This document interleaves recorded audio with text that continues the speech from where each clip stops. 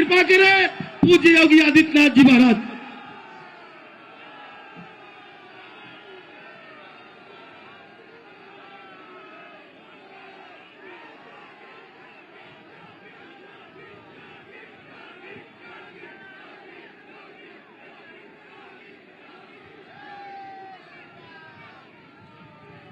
लोकप्रिय सांसद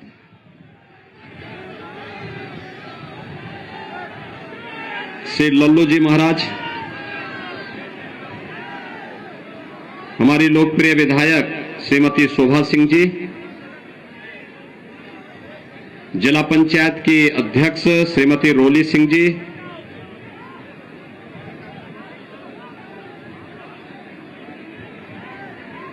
भारतीय जनता पार्टी के जिला के अध्यक्ष संजीव सिंह जी, जिला प्रभारी यमुना प्रसाद चतुर्वेदी जी, पूर्व जिलाध्यक्ष अवधेश पांडे जी, जिला महामंत्री राघवेंद्र पांडे जी, कृष्ण कुमार पांडे जी, अखंड प्रताप सिंह जी,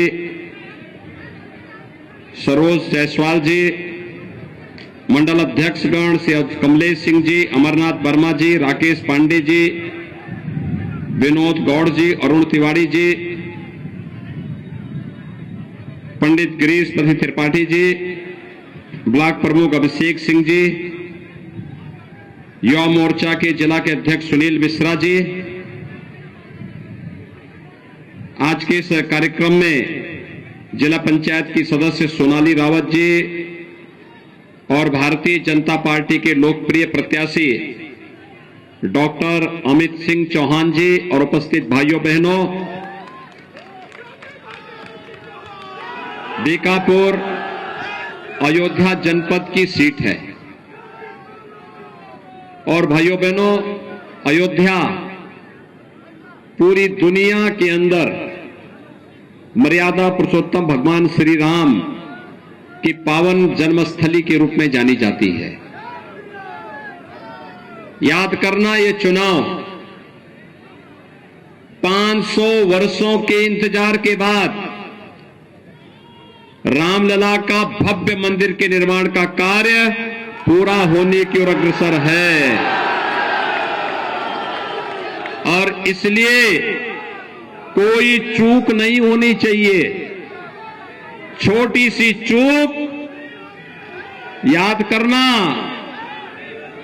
कि जनता देश और दुनिया की जनता बड़ी आस लगाए हुए देख रही है और इसलिए भाइयों बहनों, मैं आप सबसे अपील करने के लिए आया हूं कि अयोध्या की 5 सीटों पर भारतीय जनता पार्टी का परचम लहराए और उसके लिए आवश्यक है कि बीकापुर से डॉक्टर अमित सिंह चौहान को विधायक बनाकर के आप सब भेजें। सहमत हैं? भाइयों बहनों, मैं आपसे जानना चाहता हूं, अयोध्या में भगवान राम के भव्य मंदिर के निर्माण का जो काम प्रारंभ हुआ है, क्या ये काम कांग्रेस कर पाती? क्या ये काम मायावती जी बहुजन समाजवादी पार्टी कर पाती? और क्या ये काम बबुआ कर पाते? जो लोग राम भक्तों पर गोली चलाते थे, क्या वे राम मंदिर का निर्माण करते? जो लोग अयोध्या में राम मंदिर पर ताला मरवाते थे, क्या वे राम मंदिर का निर्माण करवाते? कौन राम मंदिर का निर्माण किया है?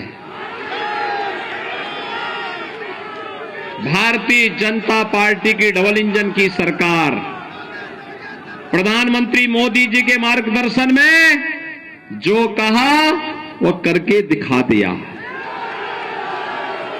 अब तो कोई संदेह नहीं है ना, अयोध्या में राम मंदिर के निर्माण में कोई संदेह?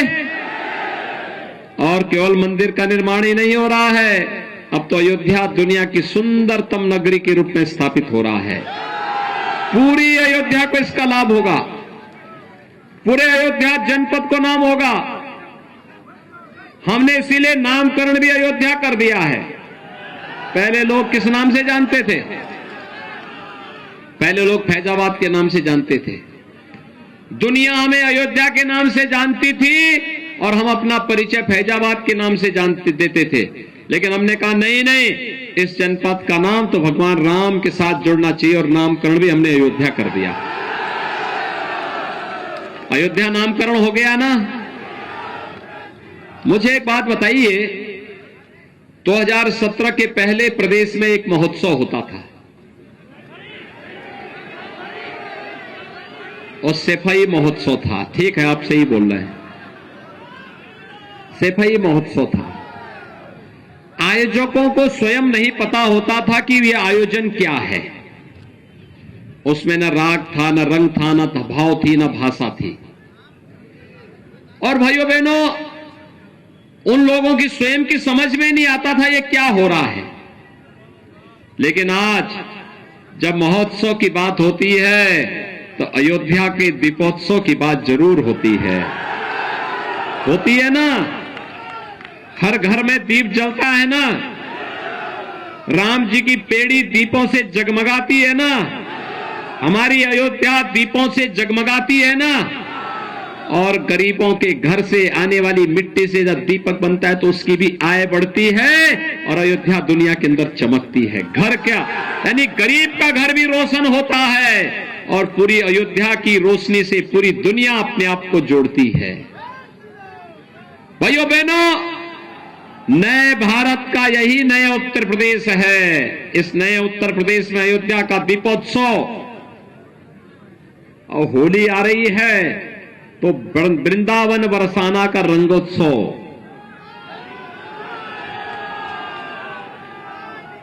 देवताओं की दीपावली कैसे होती है? काशी की देव दीपावली। और कुंभ कैसे होना चाहिए? प्रयागराज का भव्य और दिव्य कुंभ इसका उदाहरण बनता है। ये नया उत्तर प्रदेश है जिसमें अयोध्या को, काशी को, मथुरा को, प्रयागराज को और सभी तीर्थों को संवारने का काम, उन्हें भव्य और दिव्य करने का काम तो हो रहा है, लेकिन साथ साथ सबको सुरक्षा, सबको सम्मान के लक्ष्य को भी प्रदान किया जा रहा है। याद करिए 2017 के पहले क्या होता था?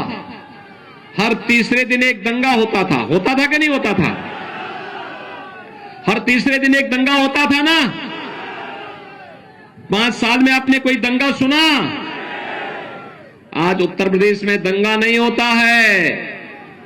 और जो लोग धमकी देते थे कि अयोध्या में राम मंदिर का फैसला आएगा तो ये हो जाएगा, तो मैं तब भी बोलता था भाई मच्छर भी नहीं मरने वाला है, कुछ नहीं होगा, फैसला दो और अयोध्या में राम मंदिर के निर्माण कार्य को आगे बढ़ाओ। भव्य मंदिर का निर्माण कार्य हो रहा है। ये धमकीबाज, ये जो पेशेवर माफिया थे, धमकीबाज थे, पेशेवर गुंडे थे, 4.5 वर्षों तक बिलों के अंदर दुबके थे। चुनाव की घोषणा के बाद फिर से बाहर आकर के धमकीबाज बन गए, धमकी दे रहे हैं। हमने कहा देखो थोड़े दिन और इनकी गर्मी रहने दो, 10 मार्च के बाद सब शांत हो जाएगा।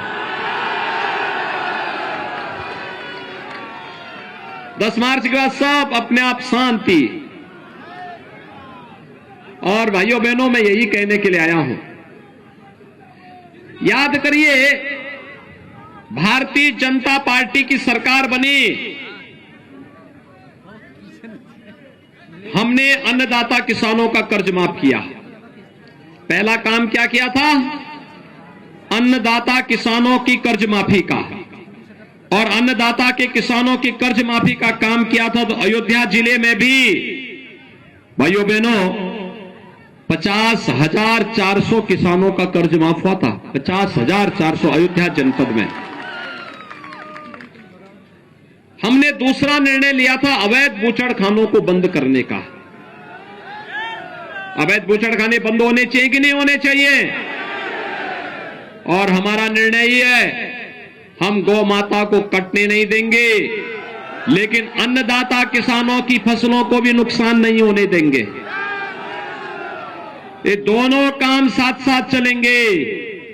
अगर किसी कसाई को ये गलत फहमी होगी, कि वह गो कसी करके समाज में अव्यवस्था फैलाए, तो फिर उसको भी सोच लेना चाहिए कि सरकार पहले से निर्णय ले चुकी है कि अवैध बूचड़खाने नहीं चलेंगे।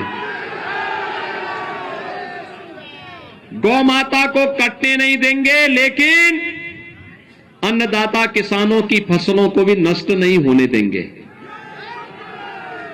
और इसीलिए सरकार ने तय किया है, हर बेसहारा गाय के लिए गौशाला बनाएंगे, हर गौशाला को ऊर्जा के साथ जोड़ेंगे, प्राकृतिक खेती के साथ जोड़ेंगे। और भाइयों बहनों, जो किसान बेसहारा गायों की देखभाल करेगा, हर गाय पर हर महीने 900 रुपए उसको उपलब्ध कराएंगे।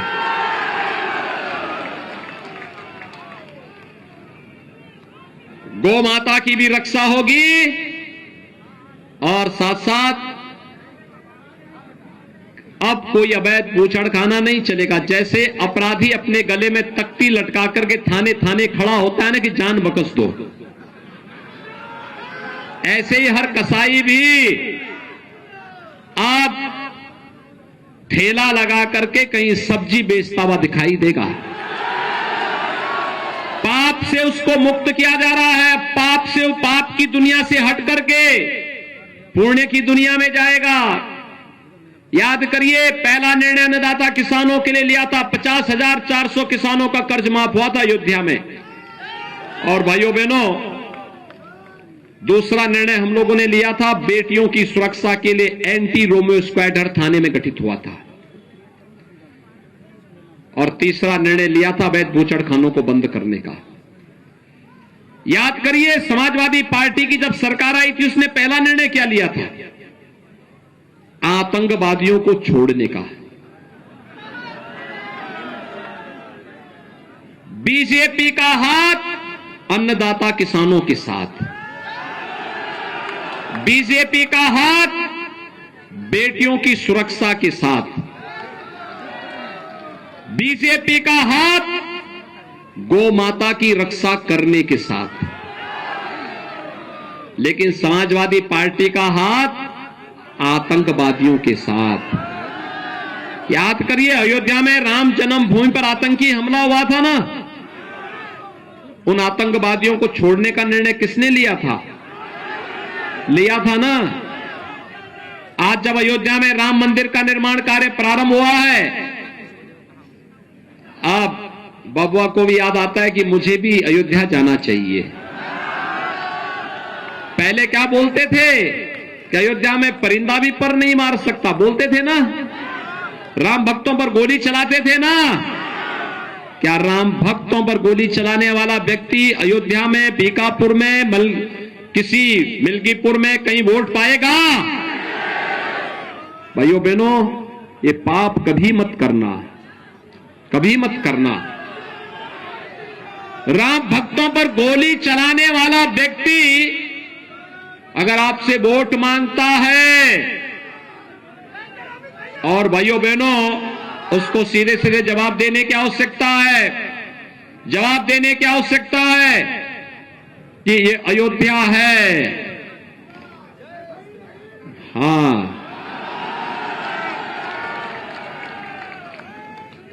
हमने राम राज्य की परिकल्पना को साकार करने की बात कही।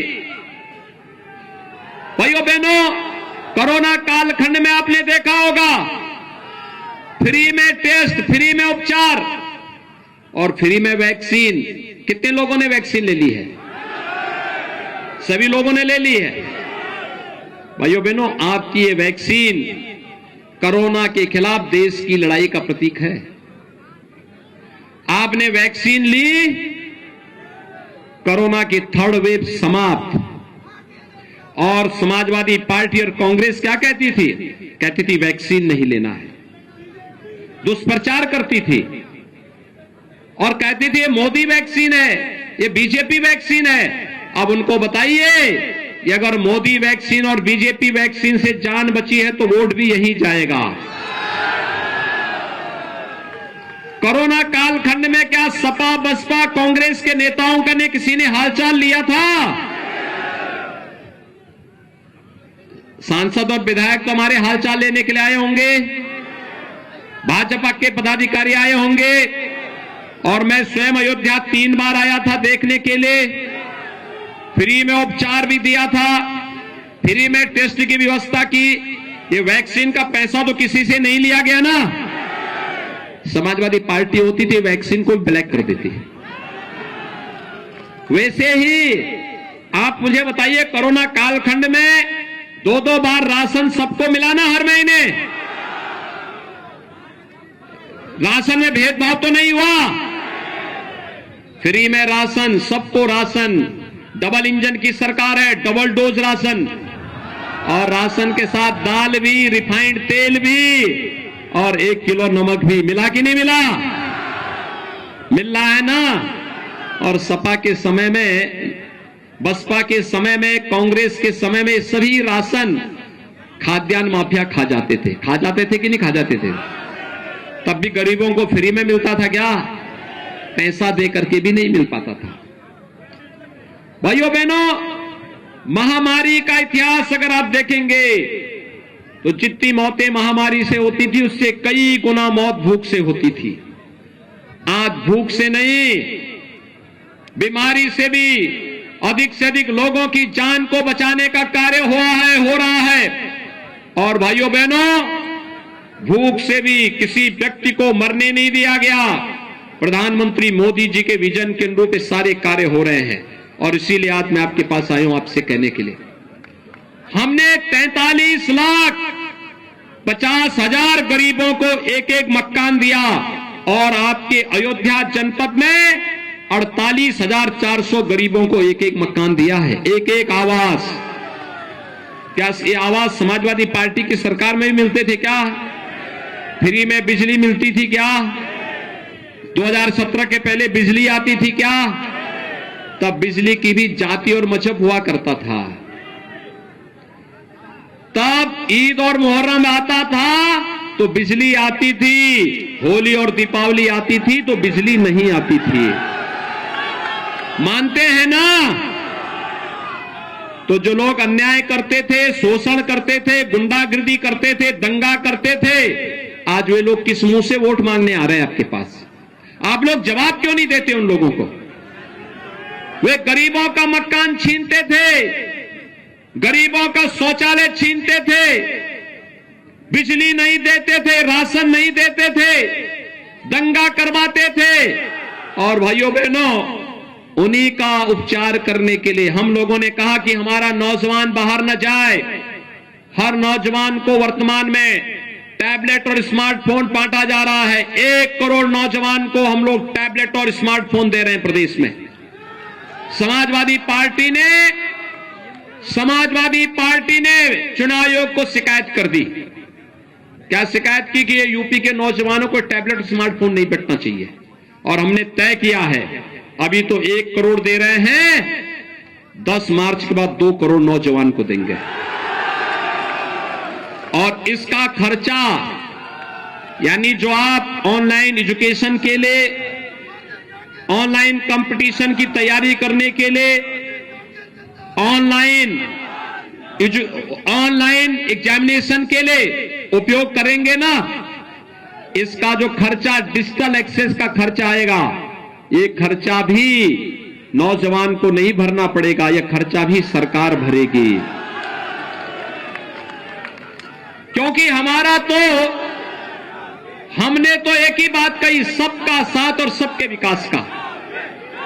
लेकिन जो नारा देते थे भाइयों बहनों, जो नारा देते थे सबका साथ और सैफई खानदान का विकास, आज उस सैफई खानदान को परेशानी है नौजवानों को मिलने वाली नौकरी से, उनको परेशानी है यूथ को मिलने वाली सुरक्षा से, उनको परेशानी है नौजवानों को मिलने वाले टैबलेट और स्मार्टफोन से, बेटियों को मिलने वाली सुरक्षा से उन्हें परेशानी है, दीपोत्सव से उन्हें परेशानी है, राम मंदिर बनने से उनको परेशानी है।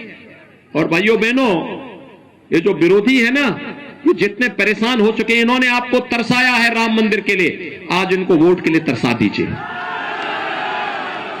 तैयार हैं? 10 मार्च को जब रिजल्ट आए, 27 फरवरी को चुनाव में ऐसा प्रयास करिए 10 मार्च को जब परिणाम आए तो सपा के खेमे में केवल और केवल उनके चेहरे पर धुएं धुएं दिखाई दे, बाकी कुछ नहीं दिखाई दे।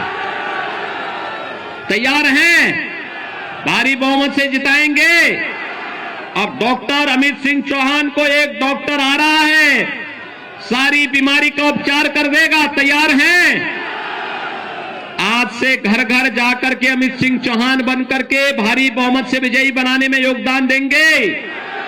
भाइयों बहनों, अगर अयोध्या में 5 सीट भारतीय जनता पार्टी जीती है, 5 सीट भारतीय जनता पार्टी जीतती है तो 325 का आंकड़ा हमारा पूरा हो जाएगा।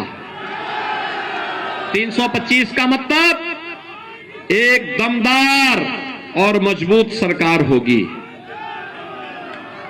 आप मानते हैं ना, दमदार और मजबूत सरकार चाहिए या दुमदार और मजबूर सरकार?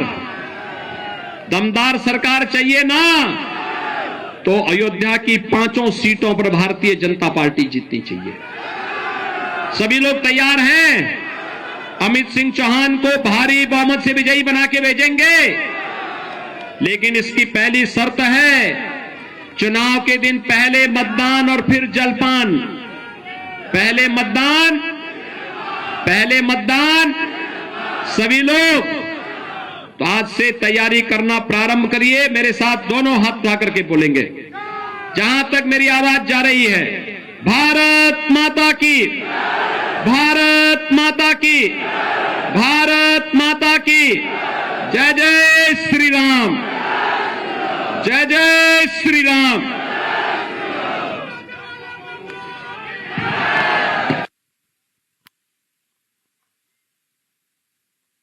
हमारे प्रत्याशी और मंचासीन सभी महनीय लोगों से आग्रह है कि हनुमान जी का गदा भेंट कर पूज्य योगी महाराज जी का स्वागत करने की कृपा करें। साथ ही अपने कर्मठ जिला अध्यक्ष आदरणीय संजीव सिंह जी से आग्रह है कि आए